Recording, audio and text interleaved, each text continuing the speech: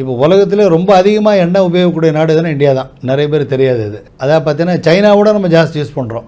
ஒரு சராசரி ஒரு தனி மனிதனுடைய நுகர்வு பர் கேபிட்டா கன்சம்ஷன் சொல்லுவாங்க. ஆல் இண்டியாவில் பார்த்தீங்கன்னா 19 கிலோ ஒரு மனுஷன் இந்தியாவில் வந்து ஒரு வருஷத்துக்கு உபயோகப்படுத்துகிறாங்க. ரொம்ப அதிகம் அது. சாதாரணமாக எண்ணெயை வந்து இந்த நியூட்ரிஷனல் எக்ஸ்பர்ட்ஸ்லாம் என்ன சொல்கிறாங்கன்னா, இப்போ சால்ட் சொல்கிறாங்களே 3 கிராம் மேலே சால்ட்டு சேர்த்துக்கூடாது ஒரு நாளைக்கு அப்படின்ற மாதிரி. ஒரு வருஷத்துக்கு ஒரு சராசரி ஒரு மனிதனுடைய கன்சம்ஷன் நுகர்வுன்னா 12 13 கிலோ இருந்தால் ஹெல்த்தி. நான் யூகோ பற்றி சாதாரண ஆயிலை பற்றி சொல்லிட்டு இருக்கேன். ஆனால் இந்தியாவில் பாருங்கன்னா 19 கிலோ வந்து நேஷனல் ஆவரேஜ் இருக்குது. தமிழ்நாட்டில் கொஞ்சம் பரவாயில்ல, அப்படியுமே ஜாஸ்தி தான். 15 கிலோ தமிழ்நாட்டில் சராசரியாக ஒரு மனுஷன் ஒரு வருஷத்துக்கு யூஸ் பண்ணுறாங்க.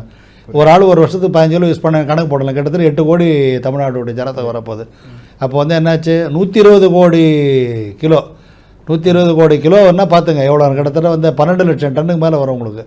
12 லட்சம் டன் ஆயில் வந்து தமிழ்நாட்டில் கன்சியூம் பண்ணுறாங்கன்னா அப்போ எவ்வளோ பெரிய ஆயில் மார்க்கெட் இருக்குது.